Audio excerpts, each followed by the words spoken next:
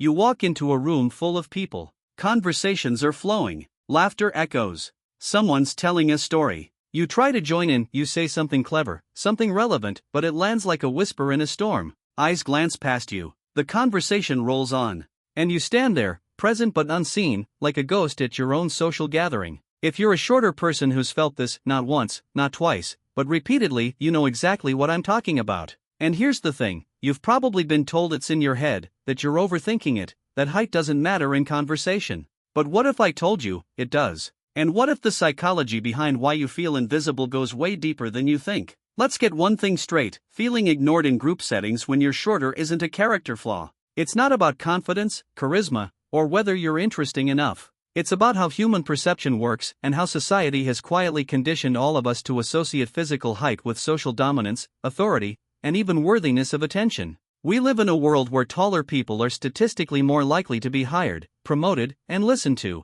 Studies show that every inch of height correlates with an average income increase of nearly $800 per year. Presidential candidates? The taller one wins about 67% of the time. CEOs? Disproportionately tall. This isn't conspiracy, it's evolutionary psychology needing modern social conditioning. And if you're shorter, especially in group dynamics, you're not imagining the dismissal. You're experiencing it. Your nervous system is picking up on micro-expressions, body language, and conversational flow that subtly excludes you. Here's the uncomfortable truth. In group settings, height creates a literal hierarchy of attention. When people stand in a circle or cluster, eye level matters. If you're shorter, you're often positioned below the natural sightline of taller people. This isn't metaphorical, it's geometric. Their gaze naturally drifts across faces at their own eye level, while you sit in the lower periphery where attention rarely lingers. Human attention follows eye contact. There's a concept in psychology called visual salience, the idea that our brains prioritize what's easiest to see. In a crowded room, the tallest person is literally the most visually salient. They occupy more vertical space, their head above the crowd, and when they speak, people instinctively orient toward them because they can see them without effort. You, meanwhile, may need to step forward, lean in, or interrupt just to be noticed, and interrupting comes with social cost. So you start to silence yourself, waiting for a good moment that never comes, watching conversations flow around you like water around a stone, words dissolving on your tongue, feeling like you don't matter. But this silence isn't weakness, it's hyper-awareness. You've learned to read social dynamics with surgical precision because you had to, becoming an expert observer from the outside looking in. This pattern doesn't start in adulthood. It starts early. Picture being 8 years old at recess, teams being chosen, captains always the tallest, always the loudest, scanning the crowd as their eyes skip over you. You're picked last, or not picked at all. You tell yourself it's about skill, but you know what you saw. And it keeps happening, in classrooms, group projects, family gatherings where you try to speak and get cut off in favor of someone taller. The wound forms not from one moment, but from thousands of tiny dismissals. Each one teaches your nervous system the same lesson: your voice carries less weight. Psychologists call this social invisibility, a subtle but powerful form of emotional neglect. You're not attacked, you're just unseen. And over time, you internalize a corrosive belief: I have to earn the right to be heard. That belief follows you into meetings, parties, group chats, anywhere your words struggle to stop the scroll. So you adapt. You compensate. Some shorter people overcompensate by becoming loud, dominant, funny, or controversial, reaction formation, turning invisibility into forced visibility. Others withdraw, becoming quiet, observant, emotionally intelligent but resigned, saving their thoughts for one-on-one conversations where they don't have to fight for airtime. Learned helplessness,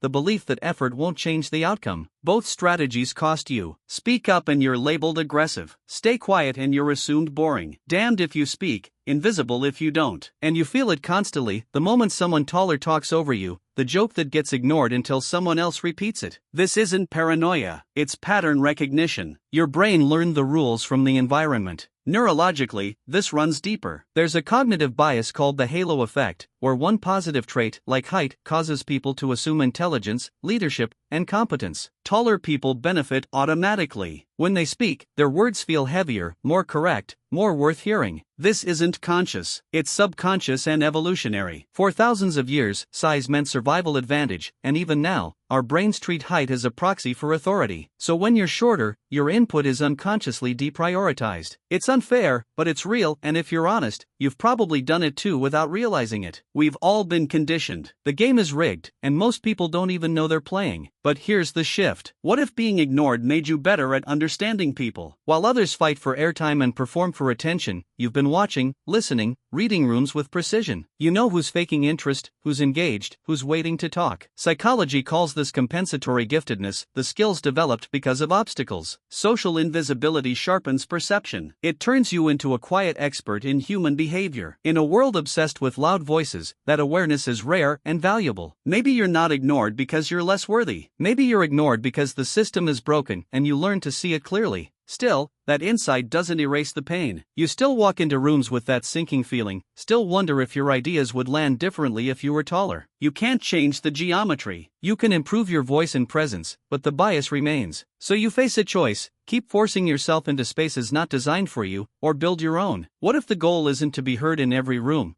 but to find rooms where you don't have to fight to be seen? Not every space deserves your energy. Not every group deserves your insight. Maybe the answer isn't speaking louder, it's walking away from rooms that don't see you, and toward people who do. You were told your whole life to earn attention, to be funnier, smarter, louder, just to reach the baseline respect others receive automatically. But what if you stopped playing that game? What if you accepted the unfairness and built a life around spaces where it doesn't matter? That's not giving up, that's power. Because you were never the problem. The rooms were, and maybe it's time to leave.